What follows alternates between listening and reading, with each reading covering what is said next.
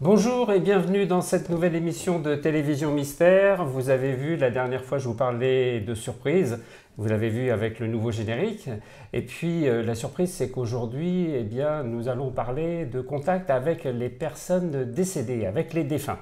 Et j'ai le plaisir de recevoir justement Isabelle Roman, qui est médium et qui fait de la communication spirit. On peut dire ça comme ça? On peut dire ça comme ça. Bonjour D'accord. Jean Didier, Bonjour, enchanté. En tout cas, également. très content de te recevoir. Merci de m'avoir invité. Tu sais que c'est une émission très attendue parce que, J'ai on va vu. dire que c'est un sujet qui est un peu à la mode en ce moment, hein, depuis quelque temps.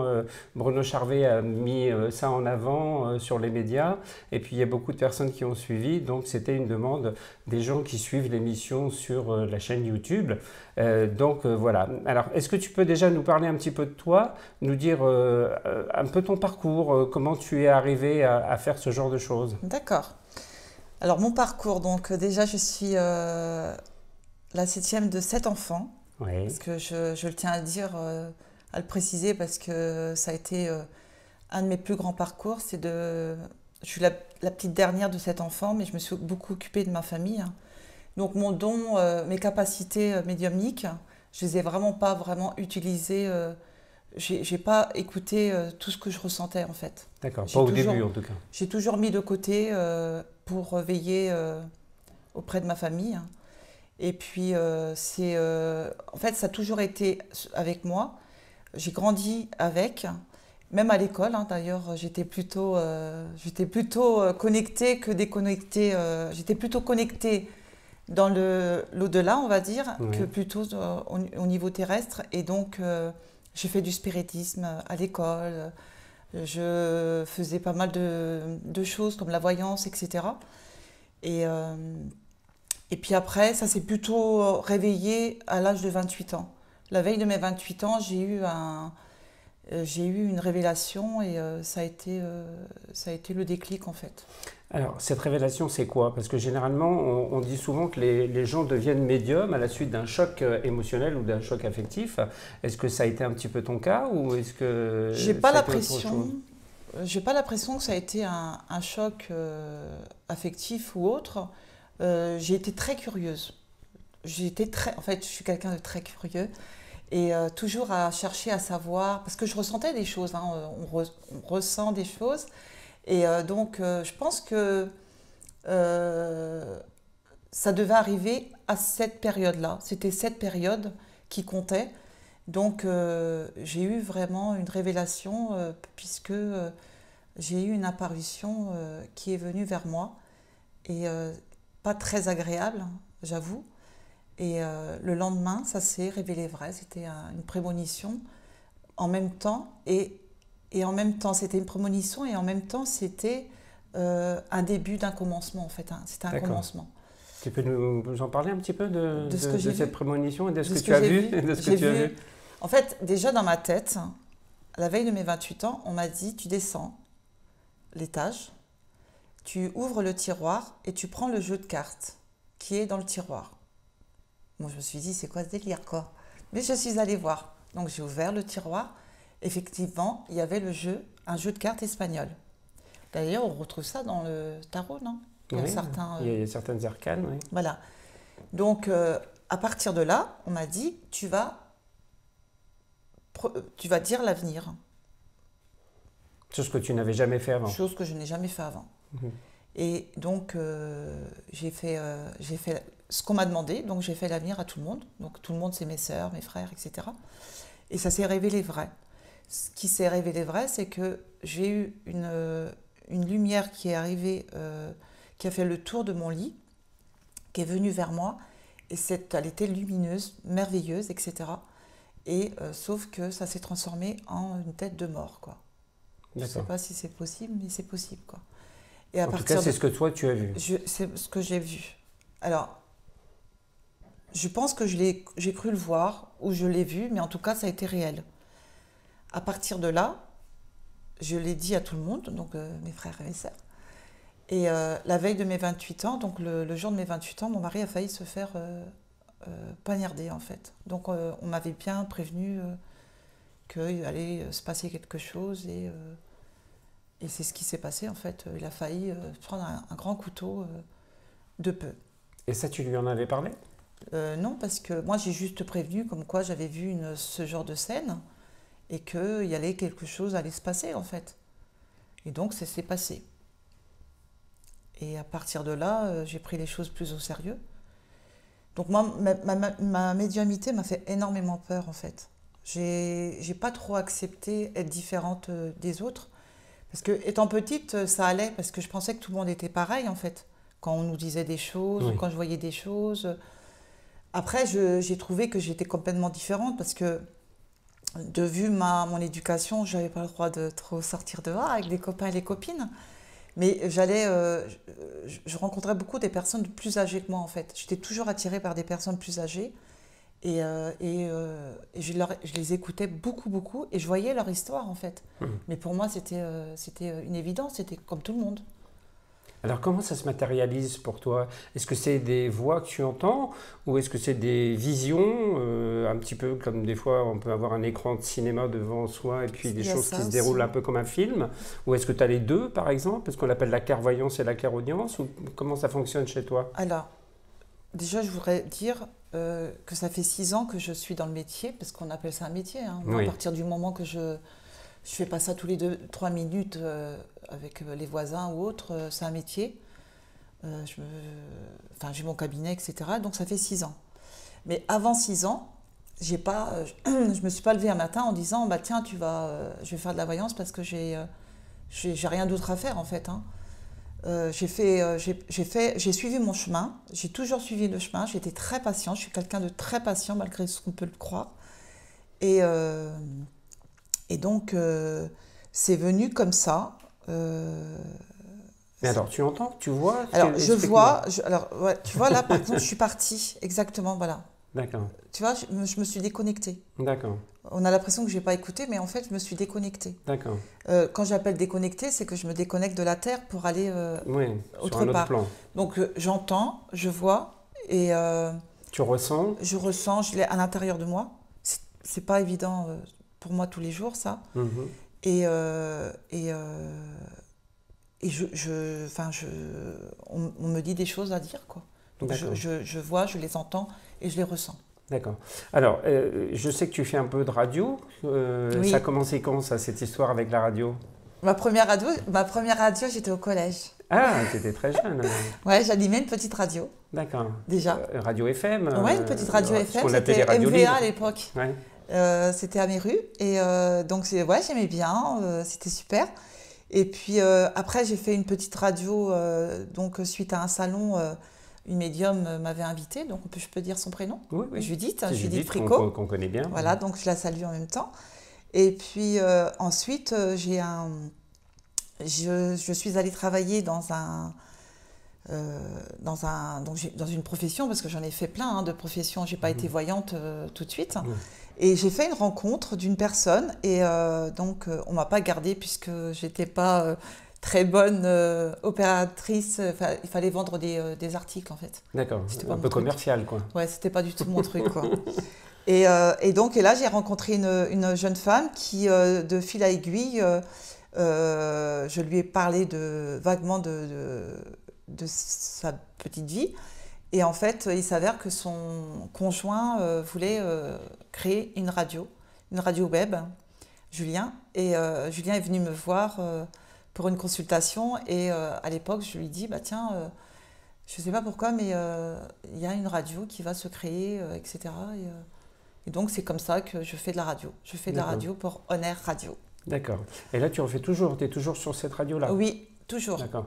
Et c'est quoi? C'est une fois par semaine? Alors, normalement, c'est une fois par mois, le mardi. Hein. D'accord. Bon, là, c'est un tout petit peu interrompu, mais normalement, ça doit reprendre très prochainement. D'accord. Et tu as des projets, tu as d'autres choses actuellement? Tu fais assez souvent des salons? Alors, j'en ai fait pas mal de petits salons pour me présenter, parce que j'ai pas mal de personnes qui me suivent. Et pour me présenter, et en même temps, voilà, c'était une expérience que j'avais envie, mais je vais en faire moins, quoi. Je pense que j'ai autre chose à faire, je ne sais pas encore quoi, D'accord. mais je pense avoir compris que j'avais autre chose à faire. Alors, pour certaines personnes, on pense que c'est compliqué quand on n'a pas quelqu'un en face de soi pour pouvoir faire une connexion avec des personnes décédées. Toi, Oui. tu le fais en radio. En fin de compte, qu'est-ce qui se passe quand tu changes d'état, tu changes de fonctionnement, tu pars dans d'autres sphères? Ouais, Explique-nous tout ça. Je suis jamais à ma place. Hein. Je suis jamais à ma place. Je suis toujours ailleurs. En fait, quand je suis en radio, au départ, on faisait de la voyance directe. D'accord. Donc les gens nous appellent pour une petite consultation. Enfin, une petite question, quoi. Et en fait, moi, je suis quelqu'un qui s'ennuie très vite. J'ai vraiment besoin de faire plein de choses, tout le temps. Et donc, je dis à Julien, tiens, pourquoi pas essayer le contact défunt, quoi. Et alors, et donc, ça a marché. On fait le contact défunt et on répond aussi à des questions. Sauf que le contact défunt, il nous faut donc à la base une photo, parce que c'est ce qu'on voit souvent partout. Mais moi, je me dis, si on voit les défunts, photo ou pas photo, on les voit. On est d'accord. Donc, petit à petit, on a remarqué avec Julien qu'on n'avait plus besoin de photos. Et donc, l'auditrice nous appelle, donne le prénom de la personne. Oui, sa date de naissance peut-être? Sa date de naissance. Ou la date de décès? Souvent la date de naissance et la date de décès Les pour éventuellement chercher un peu les annales. C'est comme ça. Voilà. Et après, on a le défunt qui vient. Et je ne sais pas si tu as vu, on a... je pense que l'énergie évolue de la même façon que nous, on évolue aussi, en fait. Au début, j'ai commencé petit, puis petit à petit... C'est normal. Ouais, mais j'apprécie. Et petit à petit, en fait, j'ai évolué. Ça s'est fait tout seul, en fait, à mon rythme. Et ce que j'ai vraiment aimé, la dernière émission, c'est qu'on avait un défunt qui nous racontait son passage sur Terre. Bon, il ne nous raconte pas sa vie, hein, c'est juste un passage, les éléments très importants. Et puis là, tout de suite après, on a une nouvelle auditrice. Et là, c'est pareil, on a sa maman, en fait. Et les auditrices, elles étaient ensemble. Sauf que moi, je ne le savais pas. D'accord. Mais les défunts nous l'ont dit. Tu vois, je trouve ça super intéressant. Et en fin de compte, c'est des messages que tu entends dans ta tête? Je les entends, je les vois, je les ressens. Voilà, comme si on te parlait, quoi, en fin de compte. Comme si tu avais un dialogue, comme on a un dialogue là, en fin de compte, tous les deux, quoi. Bah, en fait, là, je suis moi. Et quand je fais le contact défunt, le défunt, il peut prendre ma place, en fait. Je fais de l'incorporation. D'accord. Mais c'est dangereux, ça, l'incorporation? Bah ouais, mais je préfère. Et comment tu gères ça? Bah, je gère parce que je suis gentille. Donc tu penses qu'on ne te fera pas de mal? Je pense qu'on ne fera pas de mal. Est-ce que J'ai déjà eu un méchant.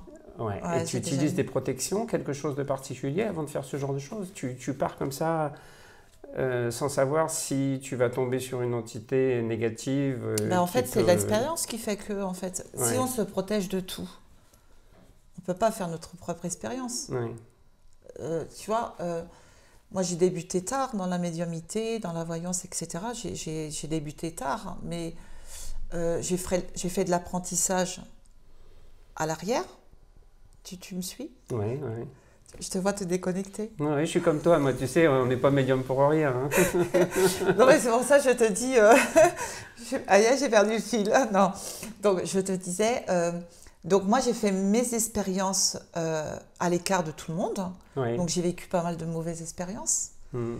Des traumatismes qui ont fait qu'aujourd'hui, je dis merci à tout ça. Parce que si je n'avais pas vécu tout ça, tous ces traumatismes, je ne pourrais pas comprendre la personne qui vient en séance. Je ne pourrais pas me mettre à la place des consultants, je ne pourrais pas me mettre à la place des défunts.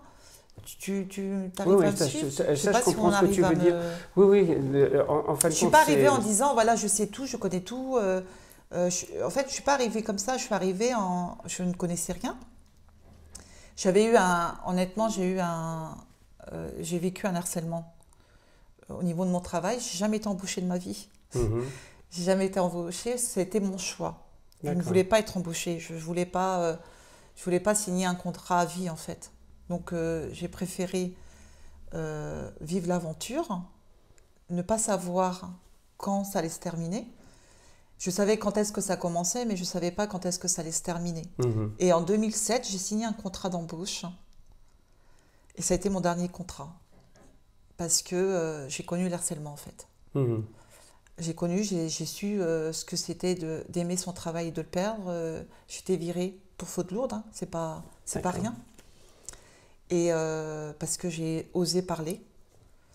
Donc, mais tout ça, pour moi, c'est quelque chose qui m'a beaucoup apporté. Pas sur le moment, naturellement, mais ça m'a beaucoup apporté.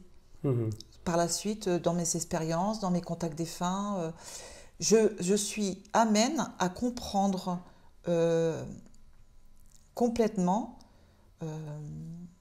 Alors, on parle à nu. Oui, complètement. Tu vois, par exemple, j'ai mis un mot sur la tentative de viol. On a failli me violer, en fait. J'ai failli. Et ben ça, c'est pareil. Aujourd'hui, j'ose le dire parce que je sais ce que ça veut dire. Mais sur le moment, je sais pas. Hein. J'avais 13 ans. Tu vois. Et je suis vraiment... Là, je peux aider les gens. Je ne suis pas psychologue, pas du tout. Alors là, pas du tout. Oui, mais on a une expérience personnelle qui fait que... J'avais besoin de... Voilà, je crois que j'ai eu besoin de passer par tout ça pour pouvoir répondre au mieux. Quand je fais les conférences... Je me mets à la place du défunt, je me mets à la place de la famille, et voilà quoi. C'est toujours compliqué d'exprimer des choses comme ça. Alors, on en parle quand même plus là depuis quelques mois avec toutes les choses qui sont passées dans les médias sur les harcèlements, sur tout ce genre de choses. Mais c'est vrai que c'est toujours... tu vois, quand je parlais tout à l'heure de choc émotionnel ou de choc affectif, c'est ce que je ressentais en toi. Et en fin de compte, c'était pas tout de suite, mais, ça fait partie de ta vie. Ça fait partie des choses qui sont en toi et qui ont fait ce que tu es aujourd'hui. Et qui te permettent effectivement d'avoir des contacts avec les personnes décédées et d'avancer par rapport à ça. Ce qui est important aussi de dire, c'est que ça ne marche pas toujours. Alors, je ne sais pas si ça marche tout le temps, toi, à la radio, mais je sais que ça ne marche pas systématiquement à 100%, quoi, les contacts, parce que des fois, le contact ne se fait pas. Non, le contact des femmes ne se fait pas, c'est pas automatique. C'est pas parce qu'on a décidé... moi, j'ai des... Alors, par rapport à la radio, au niveau de ta question, je crois qu'on a dû, peut-être une fois que ça n'a pas dû marcher, je pense. Mais après, on n'est pas là non plus depuis 10 ans, hein. On fait ça depuis 2 ans. On est dans une très bonne évolution au niveau du contact défunt, plutôt bonne à la radio. Mais ça ne marche pas automatiquement. D'ailleurs, ça ne fonctionne tellement pas que je m'engage, moi, alors je ne sais pas si je devrais le dire, mais quand je prends, par exemple, on me contacte pour un rendez-vous, si ça ne fonctionne pas, ça ne fonctionne pas, quoi. Moi, je veux que ça soit du vrai. L'écriture automatique, ou intuitive, moi, j'écris avec la main gauche. Pourtant, je suis droitière. Ça, c'est encore autre chose, l'écriture automatique. Oui, mais on peut faire des contacts défunts avec l'écriture. Oui. On peut le faire avec les tarots aussi, tu sais. On peut le faire avec plein de choses. Tout ce qui est support, en fin de compte. Je sais, mais je crois qu'on n'a pas besoin de tout ça. Après, ça dépend de la façon dont la personne travaille et évolue par rapport à son fonctionnement.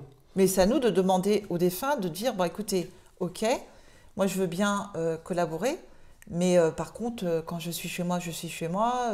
Moi, je suis vraiment dans la médiumnité uniquement quand je suis dans mon cabinet. Hein. Oui, il faut savoir couper, en fin de compte. J'adore couper. Hein. Sinon, on s'en sort plus. Alors, et tu fais comment pour couper? Je fais comment comme coupe? J'écoute pas. J'écoute pas. J'écoute pas. Alors, des fois, ils sont plus forts que moi. Ça m'est déjà arrivé au mois d'août. J'ai vu, par exemple, des défunts dehors. Et ça m'a prévenu de la mort de mon voisin, par exemple, 3 jours après. Alors, mais c'est pas systématiquement, quoi. Je suis pas tout le temps. Je suis plutôt Isabelle, quoi. Je suis pas. J'ai pas envie de me prendre avoir la tête dans. Même si je l'ai, parce que je suis un peu bizarre, quoi. Mais c'est moi en même temps. Mais j'ai pas la tête tout le temps à vouloir. Être connecté avec les défunts, la vie, elle est tellement belle. C'est invivable au bout d'un certain moment parce qu'on a l'impression qu'on n'a plus de vie personnelle. Ça a été un moment très très difficile en 98 98, 99, pour moi, je voyais tout, j'entendais tout. C'était une bonne méthode pour maigrir parce que j'avais tellement perdu de poids, tellement que toutes les portes étaient fermées pour moi en fait. D'ailleurs, je te remercie, tu es une des portes qui s'ouvre. Bah écoute, en tout cas, cette émission est faite pour ça. Et c'est vrai que moi, ce qui me passionne, c'est de découvrir les personnes comme toi et un peu comme moi, qui peuvent apporter aussi beaucoup de choses aux autres. Surtout, je crois qu'il faut beaucoup d'altruisme pour faire cette profession. Et puis, il faut être très disponible et puis très à l'écoute des autres, quoi. Il faut partager, il faut être dans le partage. Et plus on partage, et plus on a des choses qui viennent à nous. Tout à fait, bien sûr. Voilà, donc ça c'est bien. Moi je pense que tu as encore beaucoup de choses qui vont se passer pour toi sur ton évolution, mais comment toi tu la vois, ton évolution personnelle par rapport à tout ça? Est-ce que tu penses que tu vas continuer à faire des contacts avec les personnes décédées, ou tu vas passer à autre chose, ou tu vas garder ça et rajouter d'autres choses comme d'autres cordes à ton arc? Alors, j'avais 26 ans quand j'ai vu mon avenir. Donc, il paraît que les médiums ne voient pas leur avenir. Est-ce que tu es d'accord? Il y a beaucoup de médiums qui ont du mal à voir pour eux. Hein. Comme on dit, c'est des cordonniers les plus mal chaussés. Hein. Alors, moi, j'ai vu un peu comment ça allait se passer. D'accord. Je sais plus ou moins comment ça va se passer. Maintenant, dans ce que j'ai vu, c'est pas très joli. Ah. Donc, c'est peut-être ça aussi enfin, je freine tout ça parce que justement, comme ça n'a pas été joli, j'ai pas vraiment envie d'y arriver, quoi. Mais je vois que c'est en train de se cheminer et je ne sais pas ce que réellement. Alors après, je laisse tomber mon rêve. Pour répondre concrètement à ta question, je ne sais pas ce que je vais faire. Honnêtement, j'attends. J'attends, mais sans vraiment attendre. Des fois, il faut se laisser porter par les événements. Je vais me laisser porter, je me laisse porter. Comme tu dis, des fois, il y a des belles surprises, il y a des choses qui arrivent, il y a des portes qui s'ouvrent. Donc, il faut laisser les portes s'ouvrir et puis continuer. Exactement, comme ça, c'est ce que je pense faire. Voilà. Alors, on va tenter une expérience. C'est pas sûr qu'elle réussisse, puisque comme on le disait avec Isabelle, ça ne marche pas à 100% à tous les coups, mais on va quand même tenter un contact médiumnique, un contact de défunt. J'ai apporté là une photo, on l'a fait quand même assez simple, parce que c'était compliqué d'inviter quelqu'un sur l'émission, etc. D'accord. Donc ça, c'est la photo de mon papa, qui s'appelle donc Francis. D'accord. Voilà. Alors, donc, il est né le 16-05-28. D'accord. Et il est décédé le 25-09-2013. D'accord. Donc, tu m'as dit la date de naissance, c'est? La date de naissance, c'est le 16-5-28. D'accord. Francis. Francis. D'accord. Voilà, c'est ça.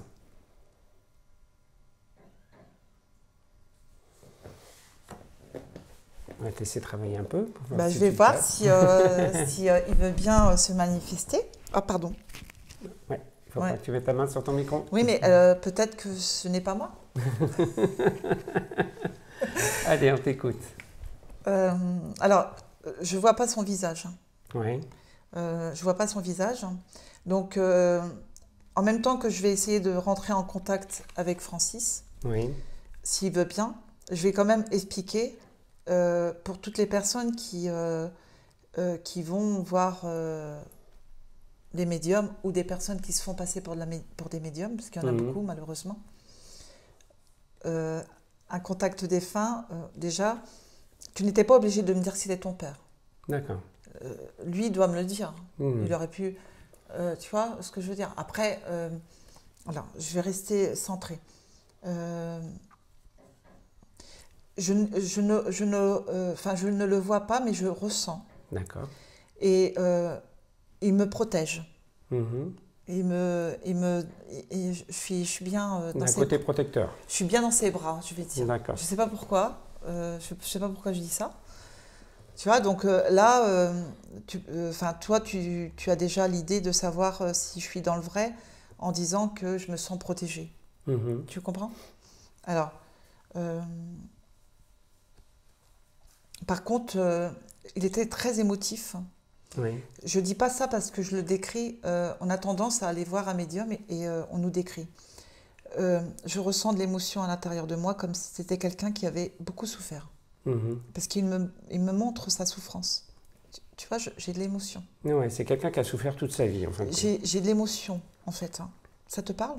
Oh, oui. D'accord. Oui. J'ai de l'émotion et il me dit comme quoi, à un moment donné, il était perdu parce qu'il ne savait pas comment gérer, en fait. Tu comprends? Tu vois? J'ai un peu les larmes aux yeux, mais je suis désolée. Ouais, c'est pas moi. Non. Bon, il a été un peu rigide dans certaines. Je pense que ça vient de. Enfin, tu tiens de ton père au niveau de. Côté assez carré, assez rigide. Ouais, rigide, carré. Je suis désolée, je suis. En fin de compte, dans cette profession, il faut aussi avoir un cadre. Mais, alors, je ne suis pas du tout. Hein. je suis désolée. Alors, non, je reste. Non, voilà. Il te demande justement, Jean Dizier, il te demande justement de... Bon, je pense que c'est personnel, je te dirai après ce que je retiens. Par contre, j'ai eu du mal à respirer. Est-ce qu'il y a eu un souci au niveau respiration, au cœur ou autre? Non, pas spécialement. Alors, il a eu des frayeurs dans sa vie ou... Il a eu beaucoup d'étapes très compliquées, très difficiles sur le plan de la santé. Alors, je le vois quand même beaucoup... il prépare beaucoup tu n'étais pas tout seul apparemment. Tu avais 2, 3 frères ou vous étiez 3? Un frère. D'accord. Parce que la table, il me montre comme quoi c'est lui qui s'est occupé de toi avec ton frère. Oui. Bon, je connais, j'ai vu un peu, hein, mais c'est pas... Parce que, est-ce que ça te parle, la table ronde ou ovale ou... Bah, il y avait une table ronde voilà. chez lui. D'accord. Voilà. Ça, je ne me suis pas renseignée, mais il me dit que... voilà. Il avait plusieurs casquettes. Tu comprends? Oui. Tu l'as vu apparaître, tu l'as vu, il est venu te voir. Oui. Il est venu te voir, il est venu te prévenir de quelque chose. Là, pas très longtemps. Alors peut-être que je n'ai pas interprété le message. Mais il est venu te voir. Il est est monté dans ta chambre et il est venu te voir. Oui, il est venu me voir. Parce qu'il a discuté avec toi. Et d'ailleurs, alors, je ne dis pas que c'est ton guide, parce que ça, je ne connais pas trop, mais il te parle beaucoup. Beaucoup. Il s'adresse beaucoup à toi. Il parle de banque. De banque? De banque, argent. Ah oui. Est-ce que c'était un homme d'affaires ou est-ce qu'il justement il aurait manqué Non, alors il avait toujours peur de manquer par contre. D'accord. Ça c'est sûr. Il avait toujours peur de manquer de l'argent, donc ça c'était quelque chose qui était un peu problématique pour lui, quoi. Par contre, il me parle d'une fille, hein, quand même. Une fille? Ouais. Tu n'avais pas de sœur? Tu n'as pas perdu? Par contre, j'ai une fille, moi. Ah, d'accord. Et il est décédé au moment qu'elle est née ou... Non. Parce qu'il me parle d'une fille, berceau, fille ou enfant. Non, je vois pas le rapport. Là. Non, tu vois pas? Non. Est-ce que tu auras une question à poser? Moi, ce que je voulais savoir, c'est si, en fin de compte, il était bien maintenant et s'il avait réussi à évoluer sur des plans spirituels qui lui permettaient d'être plus serein, quoi. C'est un peu la question que tout le monde se pose par rapport à un défunt. Hein. C'est un peu une question bateau. Hein. C'est une question... C'est pas le genre de question que j'aime beaucoup. Quoi. Ouais. Bah oui, parce qu'en fait, il n'y a rien qui prouve que ce que je vais te dire, c'est vrai, en fait. Oui, tout à fait. Par contre, vous avez un plan ensemble, tous les deux. Tu as quelque chose à faire encore. Ouais. Il a besoin de toi. Enfin, tu as besoin de lui. Ouais. Il y a aussi quelqu'un autour de toi qui est malade. Un proche. J'ai l'impression que ton papa vient récupérer... Les problèmes de santé des autres. Soit il vient récupérer les problèmes de santé des autres, ou soit il vient les chercher. D'accord. Tu comprends? D'accord. Écoute, Alors, on va pas t'embêter plus longtemps parce que je sais que c'est très compliqué et je te remercie vraiment beaucoup d'avoir fait cette expérience avec nous. Et puis, c'est pas facile hein, de faire ce genre de contact comme ça devant des caméras et puis voilà, de faire ça dans une émission. En tout cas, c'est très gentil à toi de t'être prêté à cette expérience. Puis tu sais que voilà, cette émission, elle n'est pas extrêmement longue parce que il y a un timing particulier sur cette émission qui fait que les gens ont l'habitude de suivre un petit peu ce mode de fonctionnement.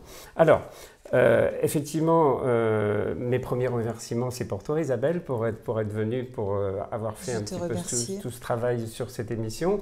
On va remercier Marilyn qui est toujours avec nous, l'assistante de production. Il y a toujours Guillaume, le fidèle Guillaume qui est là derrière les caméras. Et on ne serait pas grand-chose sans lui, hein, donc c'est bien de parler de lui de temps en temps.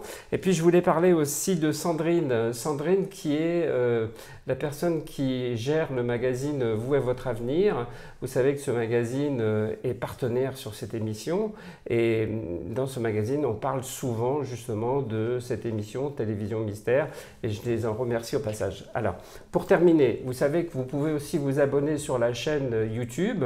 Vous savez qu'il y a une petite cloche aussi qu'il faut animer pour que vous puissiez recevoir des significations comme quoi la nouvelle émission est en ligne. Donc n'hésitez pas à faire ce genre de choses. Nous, on va se retrouver la prochaine fois dans une nouvelle émission. Et la prochaine fois, ça sera encore une autre surprise. On parlera de sorcières. Donc j'espère que vous serez avec nous. Je vous souhaite beaucoup de bonheur et je vous dis à bientôt. Au revoir. Au revoir Isabelle. Au revoir.